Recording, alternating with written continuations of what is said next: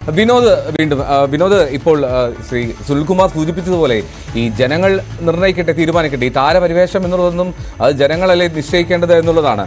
ഈ സുരേഷ് ഗോപി ഇത്ര നാൾ അവിടെ പ്രവർത്തനം നടത്തുന്നു, ആ മണ്ഡലത്തിൽ സജീവമായി നിൽക്കുന്നു എന്നുള്ളതൊക്കെ ശരി തന്നെ. പക്ഷേ യാതൊരു തരത്തിലും LDF-നോ UDF-നോ ആ ഒരു കോൺഫിഡൻസ് ലെവലിൽ ഒരു കുറവുണ്ട് എന്ന് തോന്നുന്നില്ല. എന്തോ ഇപ്പോൾ തന്നെ UDF-ന് 1 ലക്ഷത്തിലധികം വോട്ടിൻ്റെ ഭൂരിപക്ഷമുള്ളൊരു മണ്ഡലമാണ്. അവരെ സംബന്ധിച്ച് അങ്ങനെ ഒരു വലിയ ഭൂരിപക്ഷമുള്ള ഒരു സ്ഥലം. അതുകൊണ്ട് തന്നെ സുനിൽകുമാർ പറഞ്ഞതുപോലെ തന്നെ മൂന്ന് സ്ഥാനാർത്ഥികൾ വരേണ്ടതുണ്ട്. രാഷ്ട്രീയമായി തന്നെ രാഷ്ട്രീയം പറഞ്ഞ് കളം നിറയുന്ന സാഹചര്യം ഉണ്ടാകും. അവിടെ ആർക്കെങ്കിലും ഒരു ഈസി വാക്ക് ഓവർ എന്നത് നമുക്ക് ഇപ്പോഴേ പറയാൻ കഴിയില്ല. കാരണം ശക്തമായ ത്രികോണ മത്സരം നടക്കുന്ന ഒരു മണ്ഡലമായിരിക്കും തൃശ്ശൂർ എന്ന കാര്യം നമുക്ക് ഉറപ്പിച്ച് പറയാൻ കഴിയും.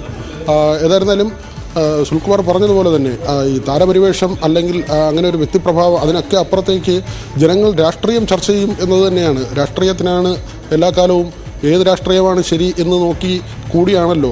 വ്യക്തിപ്രഭാവം ഉണ്ട്, ഇല്ല എന്നല്ല. നമുക്കറിയാം തിരുവനന്തപുരത്ത് ശശി തരൂരിൻ്റെ വ്യക്തിപ്രഭാവം. അദ്ദേഹം ഒരുപക്ഷെ ആദ്യം മത്സരിക്കാൻ വരുമ്പോൾ ഒരു കോൺഗ്രസ്സുകാരനോ ദീർഘകാലം കോൺഗ്രസ്സിൽ പ്രവർത്തിച്ച് രാഷ്ട്രീയം തെളിയിച്ച ആളോ ഒന്നുമല്ല. പക്ഷേ അദ്ദേഹത്തിൻ്റെ പ്രവർത്തന മേഖല മറ്റൊന്നായിരുന്നു.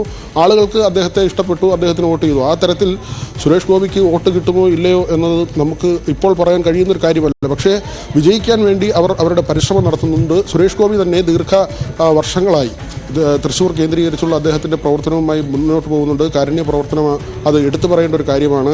അത് തൃശ്ശൂരിൽ മാത്രമല്ല, കേരളത്തിൽ അങ്ങോളം ഇങ്ങോളം പല സംഭവങ്ങളിലായി സുരേഷ് ഗോപി ഇടപെട്ടിട്ടുണ്ട്, പലരെയും സഹായിച്ചിട്ടുണ്ട്. അങ്ങനെ അദ്ദേഹം സിനിമയിലും പുറത്തുമൊക്കെയും ഒരു ചാരിറ്റി ചെയ്യുന്ന ആൾ കൂടിയാണ്. അദ്ദേഹത്തിൻ്റെ കൃത്യമായ രാഷ്ട്രീയം ഇപ്പോൾ അദ്ദേഹം പറയുന്നുണ്ട്. പാർട്ടിയാകട്ടെ അദ്ദേഹത്തിന് കൃത്യമായ പരിഗണന പല ഘട്ടങ്ങളിലായി നൽകുകയും ചെയ്തു. ഇപ്പോൾ സുരേഷ് ഗോപി വരുമ്പോൾ പാർട്ടി ഘടകത്തിലെ കേരളത്തിൽ ദീർഘകാലമായി പ്രവർത്തിക്കുന്ന ഏതെങ്കിലും നേതാക്കളുടെ ശോഭ കെട്ടുപോകുമോ, ആ തരത്തിൽ സുരേഷ് ഗോപിയെ ഒതുക്കുന്നു എന്ന തരത്തിലൊക്കെയും നേരത്തെ ചില പരാതികളും ചർച്ചകളും ഒക്കെയും വന്നിരുന്നു. പക്ഷേ അതെല്ലാം അപ്രസക്തമാക്കിക്കൊണ്ട് സുരേഷ് ഗോപിക്ക് പരിപൂർണമായ പിന്തുണ നൽകിക്കൊണ്ട് വി മുരളീധരനും കെ സുരേന്ദ്രനെ രംഗത്തെത്തുന്നു.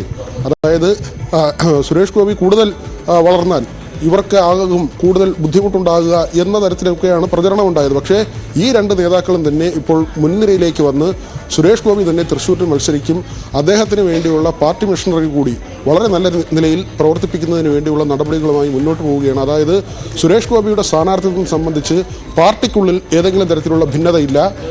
മറിച്ച് ഇനി ജനങ്ങളെ നേരിടുകയും ആ കൃത്യമായ രാഷ്ട്രീയം പറയുകയും ഒരു വോട്ടിനെങ്കിലും വി മുരളീധരൻ പറഞ്ഞതുപോലെ വിജയിക്കുകയും എന്നതാണ് BJPയെ സംബന്ധിച്ച് അവരുടെ ലക്ഷ്യം. പക്ഷേ VS സുനിൽകുമാർ കാര്യങ്ങൾ കൃത്യമായി പറഞ്ഞിട്ടുണ്ട്. അവിടെ രാഷ്ട്രീയമാണ് ചർച്ച ചെയ്യാൻ പോകുന്നത്. 3 പ്രധാനപ്പെട്ട മുന്നണികൾക്കും സ്ഥാനാർത്ഥികളുണ്ടാകും. കൃത്യമായ ഒരു ത്രികോണ മത്സരം തൃശ്ശൂരിൽ നടക്കുകയും ചെയ്യും. അത് ഉറപ്പാണ്. എൽദോ.